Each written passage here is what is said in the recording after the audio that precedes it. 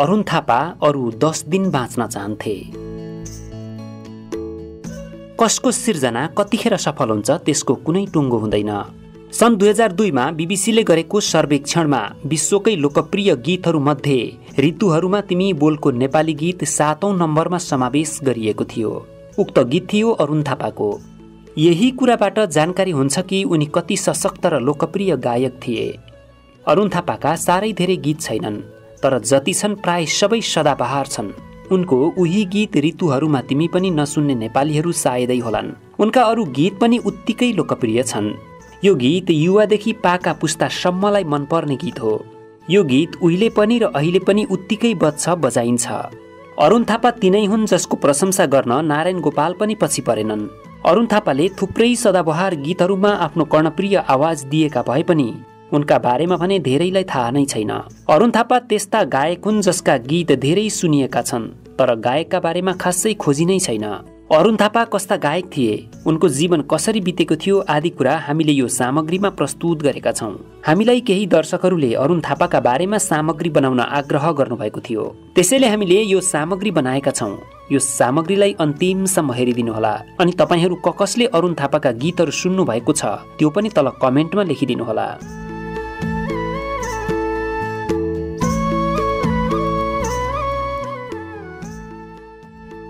अरुण थापाको जन्म विक्रम सम्वत 2009 साल माघ 11 गते भएको हो। उनका बुबाको नाम गुञ्जप्रसाद थापा मगर र आमाको नाम शान्ति थापा मगर हो। उनी भारतको कलकत्ता स्थित नेपाली महावाणिज्य दूतावासमा जन्मिएका थिए। उनीहरू जम्मा 3 भाइ र 1 बहिनी हुन्। अरुण थापा जेठो सन्तान हुन्।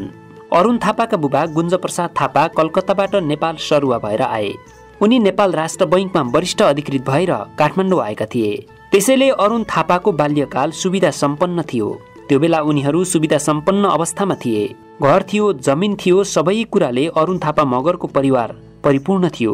उनको परिवार त्यो बेला ललितपुरको झम्सीखेलमा बस्थ्यो। उनको प्रारम्भिक शिक्षा जेपी हाई स्कुल ठमेलबाट सुरु भएको थियो। सानैदेखि नै अरुण थापा किताबहरूमा भन्दा पनि अतिरिक्त क्रियाकलापहरूमा धेरै रुचि राख्थे। उनको रुचि खेलकुद र गीत सङ्गीतमा विशेष थियो। खेलकुदमा पनि उनी पौडी खेल्नमा भने सानैदेखि शौखिन थिए। अरुण थापाको प्रारम्भिक शिक्षा काठमाडौँबाट सुरु भएको भए पनि उनले विद्यालय तहको शिक्षा दार्जिलिङबाट लिए, तर एसएलसी परीक्षा भने जेपी हाई स्कुल ठमेलबाट नै दिए। विक्रम सम्वत 2028 सालमा 19 वर्षको उमेरमा उनले एसएलसी पास गरे। उनका बुबाले उनलाई केही समय विराटनगरको नेपाल बैंक शाखामा जागिर लगाइदिएका थिए, तर उनी जागिर खान पटक्कै चाहँदैनथे। उनले बैंकको जागिर छोडिदिए। उनका बुबा काठमाडौँबाट सरुवा भएर पोखरा पुगेका थिए।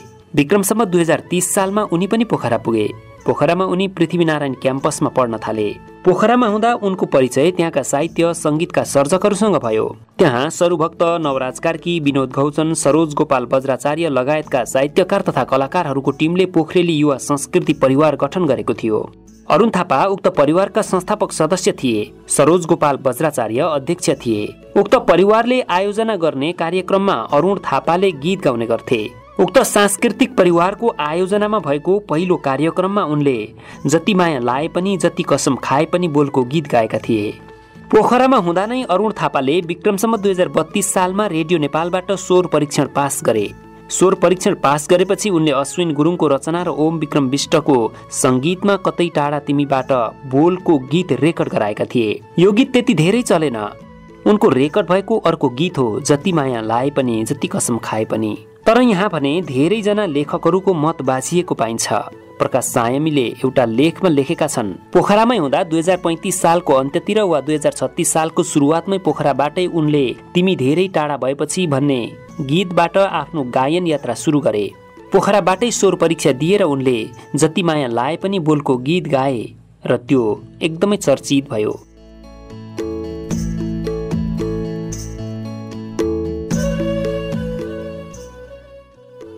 तर अर्का लेखक सङ्गम घरती मगरले भने 2032 सालबाट नै उनको औपचारिक साङ्गीतिक यात्रा सुरु भएको उल्लेख गरेका छन्। अरुण थापाले राम थापाको सङ्गीत र राजेन्द्र रिजालको शब्द रचनामा ऋतुहरूमा तिमी हरियाली बसन्त हौ बोलको गीत रेकर्ड गराए। यही गीतले उनलाई नेपाल मात्रै होइन विश्वभरका नेपाली सङ्गीतका पारखीहरूमाझ परिचित बनायो। पोखरामा आफ्नै साथी सर्कलमा गायकको रूपमा परिचित अरुणलाई सिङ्गो देशले नै गायकको रूपमा चिन्न थाल्यो। सन् 2002 मा बीबीसीले गरेको सर्वेक्षणमा ऋतुहरूमा तिमी बोलको गीत विश्वका उत्कृष्ट 10 गीतहरू मध्ये 7औं स्थानमा पर्न सफल भएको थियो। गायक अरुण थापाले पीएन क्याम्पसमा अध्ययन गर्दा क्याम्पसमा हुने विभिन्न कार्यक्रमहरूमा गीत गाएर थुप्रै प्रशंसक बटुल्न सफल भएका थिए। क्याम्पस पढाइकै क्रममा उनले मेरा जीवन कोरा कागज बोलको हिन्दी गीत गाउँदा प्रभावित भएकी पोखराकी बिमला पालिखेले अरुण थापालाई प्रेम प्रस्ताव राखिन्। अरुणले बिमलाको प्रेम प्रस्ताव स्वीकार गरे। उनीहरू प्रेमको बन्धनमा बाँधिए। उनीहरूको प्रेम अन्तर्जातीय थियो। बिमलाको परिवारले स्वीकार गर्ने कुरै भएन। अन्ततः उनीहरूले भागेर बिहे गर्ने निर्णय गरे। विक्रम सम्वत 2034 सालको माघ महिनामा ओम विक्रम विष्ट लगायत केही साथीहरूको मात्र उपस्थितिमा अरुणले भागेर काठमाडौँको गुहेश्वरी मन्दिरमा बिमलासँग विवाह गरे। प्रकाश सायमीको आलेख अनुसार बिमलाका बुबाले उनलाई मार्ने योजना बनाएका थिए। उनले लेखेका छन्, अरुण थापा मगर, बिमला पालिखे नेवार। जातमा कुरा नमिलेर परिवारले विवाह गर्न नदिएपछि उनले बिमलालाई भगाएर काठमाडौँ लगे। यो कुरा थाहा पाएपछि बिमलाका बुबाले अरुणलाई मार्नको लागि पोखराबाट काठमाडौँ मान्छे पठाए। त्यो मार्न पठाइएको मान्छेको नाम रकी सिंह थियो। बिमलाका बुबाले अरुणलाई मार्न मान्छे पठाएको बिमलाका दाई विश्वले थाहा पाए। त्यसपछि विश्वले मार्नु हुँदैन, म अरुणलाई सम्झाउँछु भनेर बुबा र त्यो मान्छेलाई रोके। विश्वले बिमलाको विवाह तिमीसँगै गरिदिने जिम्मा म लिन्छु, तर अहिले बिमलालाई घर जान देऊ भनेर सम्झाएर बिमलालाई अरुण थापाबाट छुट्याएर पोखरा पुर्याए। तर बिमलाका बुबाले दाजु विश्वलाई समेत थाहा नै नदिई बिमलाको विवाह भोजपुरमा गरिदिए।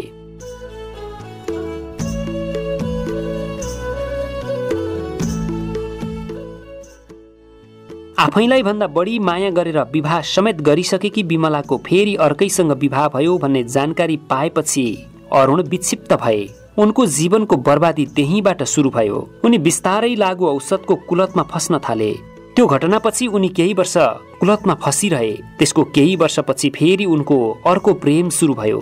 जब उनको दोस्रो प्रेम सुरु भयो त्यसले उनलाई केही राहत प्रदान गर्यो। उनले ललितपुर निवासी मुना केसीसँग फेरि पनि पारिवारिक सहमति बिना नै बिहे गरे।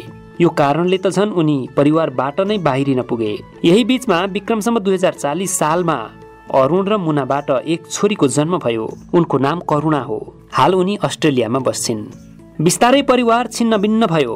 भाइहरूले आआफ्नो भाग लिएर आआफ्नै बाटो लागे। अरुण थापा आफ्नै लयमा थिए। उनी संगीत बाहेक अरू थोकमा ध्यान दिन छोड्दै गए। त्यो बेला संगीतबाट कमाई हुँदैन थियो। अरुणले आफ्नो घर बेची श्रीमतीको नाममा अन्तै जग्गा किनेर भाडामा बस्न थाले। आय स्रोत थिएन। आर्थिक भार बढ्दै गयो। श्रीमतीको नाममा किनिएको त्यो जग्गा पनि उनले बेचिदिए। दोस्रो पटक प्रेम गरेर विवाह गरेकी मुनासँग त्यसपछि सम्बन्ध बिग्रिँदै गयो।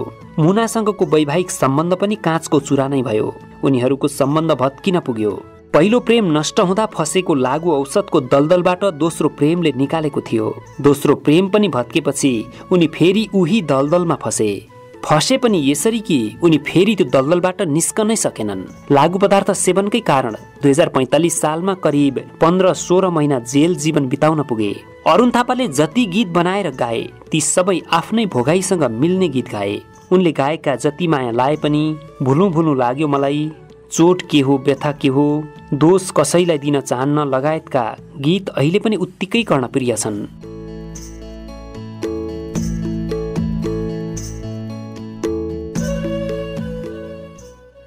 अरुण थापा जेलबाट निस्किएपछि फेरि पनि गीत गायनमा लाग्न त लागे, तर लागु पदार्थको लत छाड्न सकेनन्। गायनमा कम र लागु औषधमा धेरै डुब्न थाले। उनका लागि राखिएका कार्यक्रम र स्टुडियोमा तोकिएको समयमा उनी पुग्नै छोडे। प्रकाश सायमीले लेखेका छन्, अरुण थापाको पहिलो एल्बम अरुण म्युजिक नेपालले निकालेको थियो। त्यसको विमोचन लाफा भवनमा राखिएको थियो। 2053 वा 54 सालको भदौ महिना थियो। प्रमुख अतिथि थिए बैरागी काइला। लामो समय पर्खिँदा पनि अरुण आएनन्। झण्डै 2 बज्न लागेपछि बैरागी काइलाले भगवानलाई पर्खे जस्तो अब नपर्खौं भने। त्यसपछि अरुणको अनुपस्थितिमै उनको म्युजिक एल्बमको विमोचन भयो। त्यसबेला बिमलाको परिवार काठमाडौँ बसाइ सरिसकेको थियो। अरुण थापा त आफ्नो म्युजिक एल्बमको विमोचनमा नगई लागु औषध सेवन गरेर बिमलाको घर अगाडि बेहोस भएर लडिरहेका रहेछन्। लागु पदार्थको सेवनको मात्रा बढ्दै गएपछि उनको स्वास्थ्यमा प्रतिकूल असर पर्न थाल्यो। उनको कलेजोमा हेपाटाइटिस बी को संक्रमण भयो। उक्त रोगले छोपेको 5-6 महिना भइसकेको थियो। उपचार हुन सकिरहेको थिएन। उनलाई पनि अब म बाँच्दिन भन्ने लागिसकेको थियो। उनी एउटा युगल गीतको अन्तिम तयारीमा थिए। त्यो गीतको काम सक्न हप्ता दिन जति लाग्नेवाला थियो। गीतको बोल थियो, जीवन यस्तै रहेछ भने फेरि एकपल्ट हाँस्न पाऊँ। उनी त्यो बेला साथीहरूसँग भन्ने गर्थे, मलाई पैसा पनि चाहिएन, केही पनि चाहिएन, ईश्वरसँग बाँकी 10 दिनको आयु मागिदिनुहोस्। तर यस्तो भएन। उनले चाहेको 10 दिन पनि उनी बाँच्न पाएनन्। विक्रम सम्वत 2056 साल साउन 5 गते उनको निधन भयो। त्यो युगल गीत गाउने उनको सपना पनि अधुरै रह्यो। उनको मृत्यु कान्तिपुर गेस्ट हाउसको एउटा कोठामा भएको थियो। नेपाली गीत सङ्गीतलाई विश्व स्तरको दाँजोमा पुर्याउने अरुणको निकै कारुणिक र दुखान्त निधन भयो। त्यो बेला रेडियोमा उनका गीत यति धेरै बस्थे त्यसको कुनै हिसाब नै थिएन। उनको व्यक्तिगत जीवन जसरी बितेको भए पनि नेपाली सङ्गीत उद्योगका लागि भने उनी अमूल्य रत्न नै थिए। तर यति चर्चित गायकको मृत्यु गुमनाम भयो। 2039 सालमा रेडियो नेपालमा उत्कृष्ट भएका अरुण थापाको मृत्युमा रेडियो नेपालले समेत समवेदनासम्म पनि बजाएन। उनको पार्थिव शरीरमा प्रज्ञा प्रतिष्ठानले श्रद्धाञ्जलीको कार्यक्रम पनि राखेन।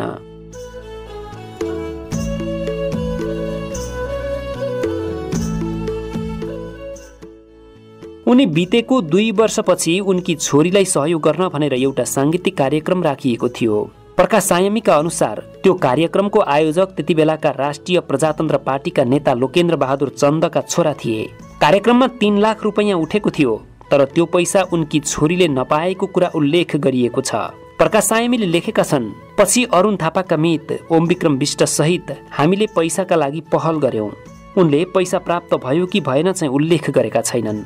अरुण थापाको मृत्यु गुमनाम भए पनि उनलाई सम्झिनेहरू पनि छन्। झम्सी खेलसँग अरुण थापाको जीवनकै क्रियाशील उमेरका स्मृतिहरू छन्।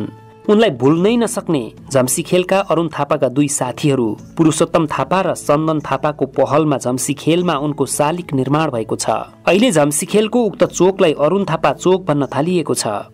नेपाली गीत सङ्गीतलाई विश्व माझ परिचित गराउन महत्त्वपूर्ण भूमिका खेल्ने पात्र अरुण थापाका बारेमा जति खोज र अध्ययन हुनुपर्ने हो त्यो हुन सकेको छैन। यस्ता सदाबहार गीतका गायक अरुण थापा प्रति भावपूर्ण श्रद्धाञ्जली।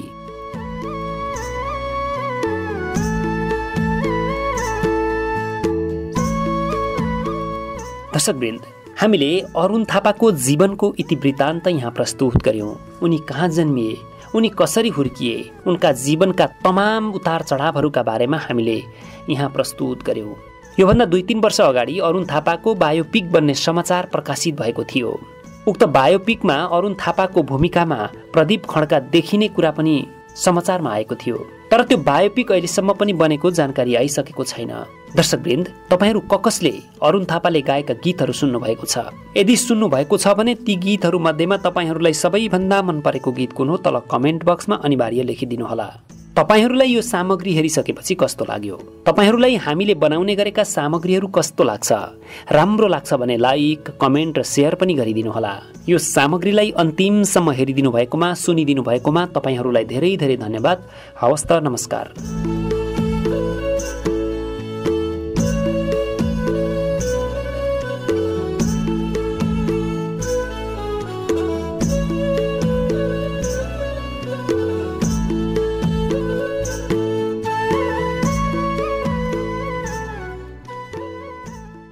शब्दहरूको जादुमा मनोरञ्जनको सङ्गम, थलैचा इन्टरटेनमेन्ट।